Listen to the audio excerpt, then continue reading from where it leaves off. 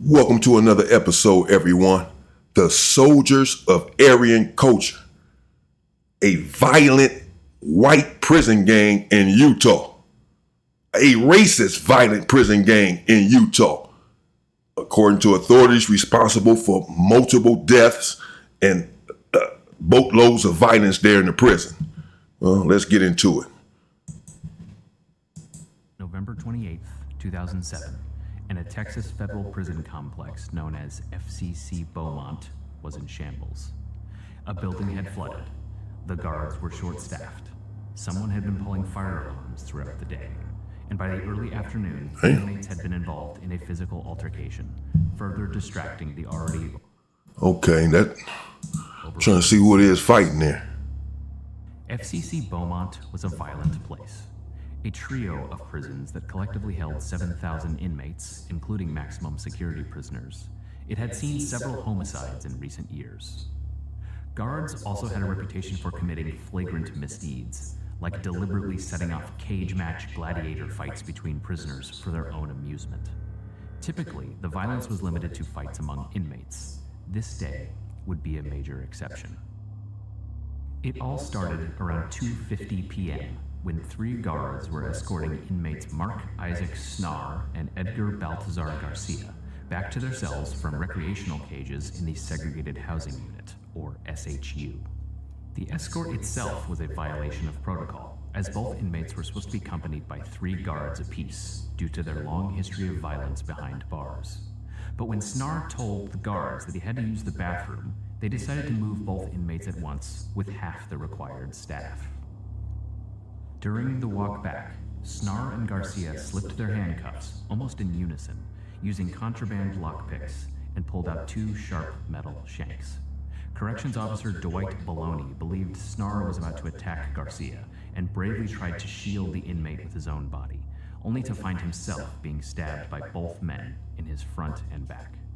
They hit him with their knives 20 times, yelling at him to give up his cell keys as he desperately tried to fight them off. During the struggle, two other guards, Josh McQueen and Edwin Levine, turned tail and ran for the large steel range door, leaving their colleague behind. Baloney was able to make his way out to the door as well, and all five men converged there. Baloney escaped, badly wounded, but Snar and Garcia got a hold of McQueen and turned their knives on him. They knocked him down and stabbed him repeatedly, then pulled his keys loose from his tool belt. It was then that Snar and Garcia headed for their real target, another inmate named Gabriel Roan. As they walked down the range... So they did all of this to get to another inmate. And this is how it is there in prison, everyone. When they want you, they're going to get you. They'll come through the police. They done stabbed the police 20 times and then stabbed another police. They ain't got nothing against the police. They trying to get to an inmate, but the police are in their way to get to their target. The person apparently marked for death. They're not doing all this to get to someone and beat them up. They're doing all this to get to someone to end them, to exterminate the individual. Garcia waved his shank and taunted inmates who were locked away in their cells. They arrived at Roan's cell, unlocked his door, and swung it open. Roan tried to flee, but it was no use. The two stabbed him 50 times in the back and the chest, striking his lungs, liver, and heart, and inflicting multiple fatal wounds. One inmate would later say that they turned him to pulp. Guards outside pleaded with the two to stop the attack, yelling out, "He's dead, it's over." But Snar and Garcia wouldn't stop until they got blasted with aerosol gas. They gave up their weapons, surrendered, and later apologized for stabbing McQueen and Baloney. They later apologized for stabbing the police. That's what I'm saying. They wasn't even after the police. So they apologized for stabbing the police. Like, man, we weren't even, this was not even about y'all. Just casualties of war. We had to get it, had to hound y'all to get to our target. And as I said earlier, the target was marked for death. Was I right? I know what the fuck I'm talking about. The target was marked for death. There's no way you're brutalizing officers to get to another inmate unless you're trying to kill that inmate. You're not going there. You're not doing all of that, catching cases against the officers, stabbing them up to get to the inmate to beat them up. And when they got to him, what happened? pulverized him. So they stabbed him over 50 times in the back, multiple fatal wounds, meaning, one wound killed him, one stab wound killed him, and another one would have killed him if that one didn't, and another one would have killed him. They hit him in the arteries. They hit this individual in the lungs. They hit him in some spots that's going to end you. And they're begging and pleading with these individuals to stop brutalizing this dude. He's already dead. He's dead. They can see from wherever they at, man. He's dead. Stop. It's a wrap. He's gone. You did your job. You did what you came to do. Stabbed up our officers. Now you got to him and stabbed him. He's dead. They didn't stop. They wouldn't stop. Soldiers of Aryan culture. They're in Utah. Telling investigators that it wasn't supposed to go down like that. The entire incident lasted just 3 minutes. By the time the court process was over, Snar and Garcia had been sentenced to death. Rome's killing wasn't a random homicide, but rather a coordinated attack by a skinhead gang called the Soldiers of Aryan Culture, or SAC, which has become known as one of the most violent and notorious criminal organizations in the Midwest, recruiting inmates who fall in line with the SAC's hardline racist dogma that's even more extreme than many other all-white prison gangs. The Soldiers of Aryan Culture was started in the late 1990s in Utah. There are conflicting reports of how it started, but by most accounts, the gang was formulated by this guy, Tracy Swenna, aka Tin Man, a Utah resident who found himself in federal prison on weapons charges. An unconfirmed report says that a fellow prisoner with ties to the Aryan Brotherhood exposed Swenna to a white power ideology. But whatever the case, by 2001, Swenna had written and distributed literature that clearly spelled out the gang's philosophy. Quote, "We are skinheads in all definitions of this term. We are soldiers consumed by our political, ethnic, and blood identities that make us brothers and sisters in the truest and purest form. For you are eternally your brother's or sister's keeper, and bound by blood, oath, and honor to defend the integrity of our eternal white family." He added that members must display, quote, "loyalty, courage, ethnic pride, and a diligent effort to preserve, promote, and honor pure white power." In many ways, the SAC operates like a typical prison gang. They sell drugs and engage in other illegal hustles. They'll attack inmates who have been deemed no good on site, like child molesters, police informants, or people who cross other codes of conduct in the criminal world. They have a paramilitary type structure with soldiers, lieutenants, and generals. They don't tolerate weakness or disobedience among their ranks, and they protect their symbol, a swastika wrapped around an iron cross. No one is allowed to tattoo an SAC patch on themselves unless they're a made member, which can only happen after a probate period where they're required to put in work. Though the specific symbols, dogma, and ranks vary from gang to gang, this basic structure could be used to describe almost any criminal group that is started in American prisons. But here's one thing that sets the SAC apart. The gang has been suspected of at least one domestic terror plot. In May 2002, police in Ogden, Utah claimed that they thwarted plans by the SAC and another skinhead gang, Silent Aryan Warriors, to mail pipe bombs to Jewish athletes before the Winter Olympics.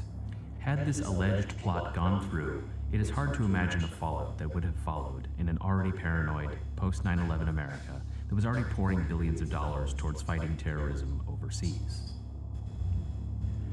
In 2003, the SAC made national headlines when federal prosecutors in Utah indicted a dozen members, including Swenna, on racketeering charges. Though no actual murders were linked to the group in that case, authorities tied them to 11 conspiracies to commit murder, which resulted in attempted killings where the victims survived. Many of the victims were members of the Norteños, a Latin American gang that started in Northern California, but like the SAC has spread all over, due to the practice of federal prosecutors locking up their high-ranking members and moving them to prisons across America. During the case, an SAC member was convicted of threatening federal prosecutors in a letter that listed an assistant U.S. attorney's home address and contained a menacing message. Quote, "You stupid bitch, it's because of you my brothers are in jail for RICO. We will get you." By the case's end, charges had been dismissed against 2 of the SAC members for lack of evidence, but the other 10 were sentenced to prison terms ranging from 19 months to 20 years. Among those who received football numbers was Mark Isaac Snar, the SAC lieutenant who would go on to murder Gabriel Roan and stab officers McQueen and Baloney just 3 years later. Prosecutors believed they singled out Roan as a target for 3 reasons. He had recently masturbated onto a female guard, which angered Snar and Garcia. He was Muslim, and he was a known loudmouth who would scream taunts from his cell. Garcia allegedly told an inmate that, quote, while Roan was talking, I was sharpening my knife. According to the Fed's own account of what happened, the guards involved were outsmarted by the SAC.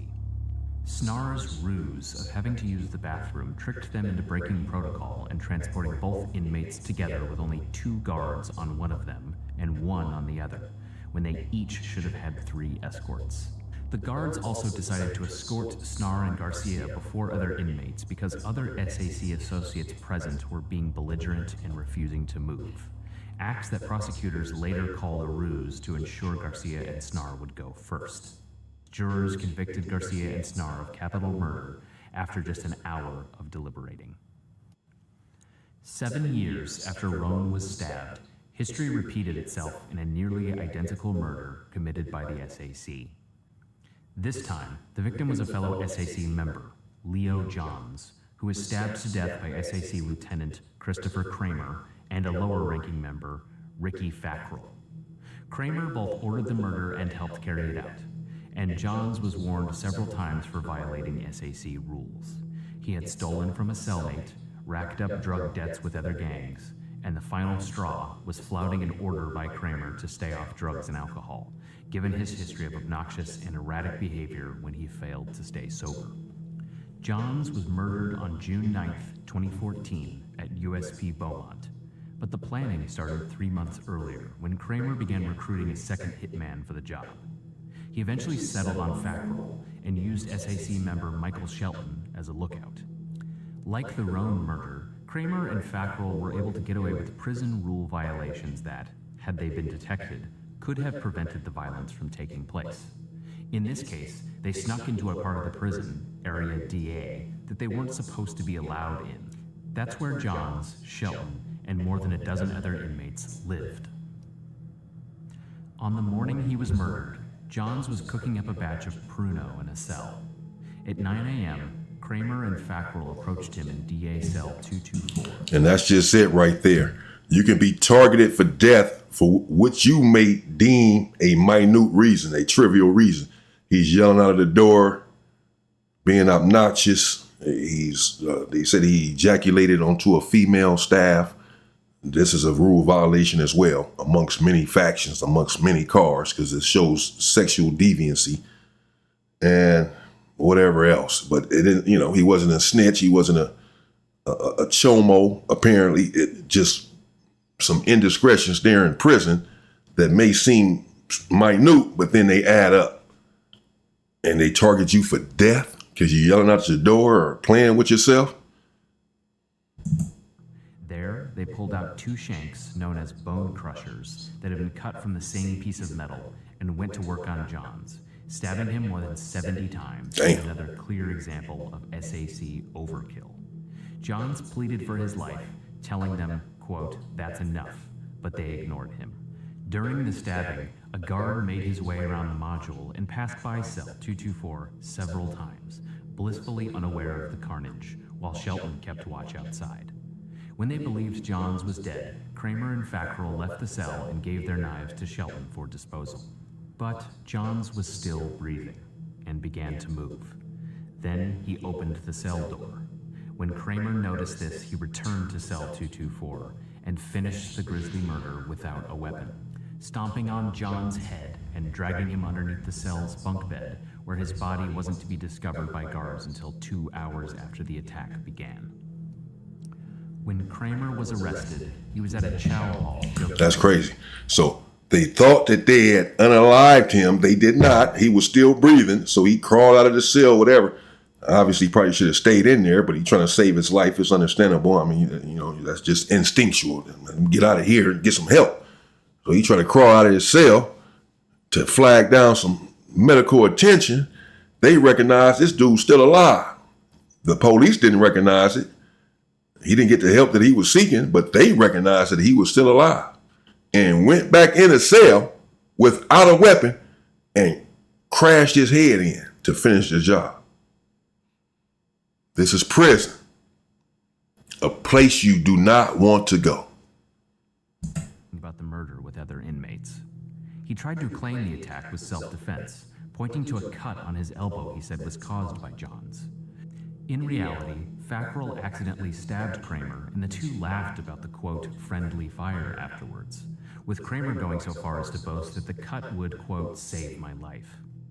As it turned out, Kramer and Fackrell would both be convicted and sentenced to death 4 years later, after 9 other prisoners, including former SAC members, agreed to testify on behalf of the prosecution.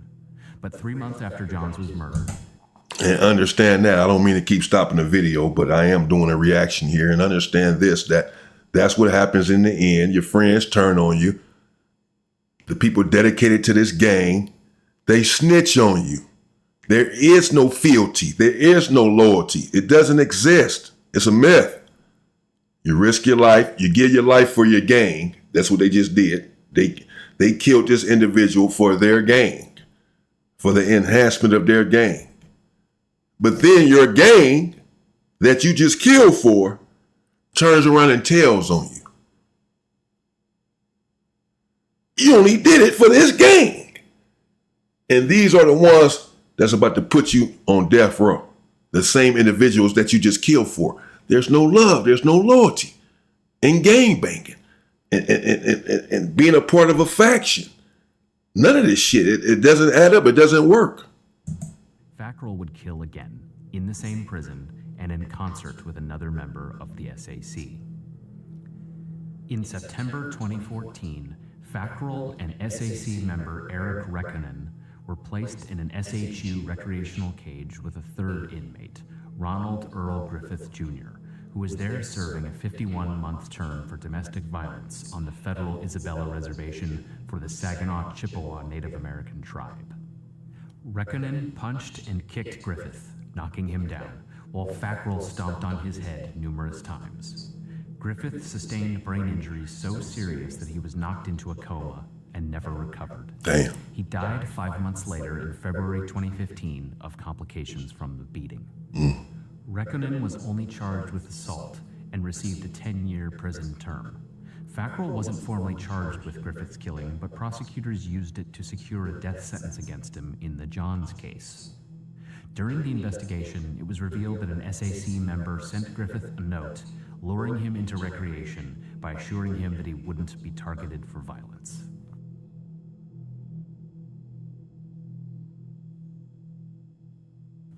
The murder of Johns prompted a federal lawsuit by his family that accused USP Beaumont of, quote, failing to be vigilant, and brought up the alleged practices of guards arranging gladiator fights between inmates, and once placing a federal drug defendant in a recreational cage with a convicted murderer who killed him with a single kick to the head. The suit was settled out of court within months of being filed, but it's noticeable that in their defense of the lawsuit and in the prosecution of Kramer and Fackrell, the feds took completely opposite positions. Federal prosecutors told a sympathetic story to the jury about how Johns was killed because, quote, his only crime was being an addict, and that he was essentially preyed upon by vicious gang-affiliated killers. In the civil courthouse, however, attorneys representing the United States said in court documents, quote, inmate Leo Johns was responsible for his death on June 9, 2014, due to his actions and interactions with the SAC gang prior to the homicide at USP Beaumont, essentially blaming Johns for jumping in front of his killer's knives 70 times. The stories behind these murders reveal not just plots by a gang that carries out violence with cunning precision, but failures within the federal prison system that ultimately placed the victims in harm's way. Evidence showed that in Johns' murder, Kramer and Fackrell waited until a particular guard was on the module, knowing that he was more unobservant than his colleagues. And in Roan's case, the murder would not have been possible but for several policy violations.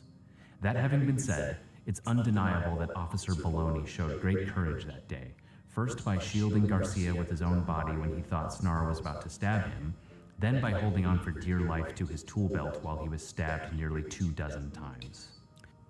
Today, the SAC continues to be a scourge both inside and outside of Utah, and prosecutors continue to play the cat and mouse game with the gang. Most recently, in October 2020, the U.S. Attorney's Office indicted 21 members and associates of the SAC, the Silent Aryan Warriors, and the Noble Elect Thugs, on charges of drug and gun sales. Meanwhile, after 2 decades behind bars, the SAC's top general and founder, Tracy David Swena, was released to federal probation in Colorado in March 2021. He remains free, with just under 3 years left on his supervised release term. That's it for... Okay, there you have it.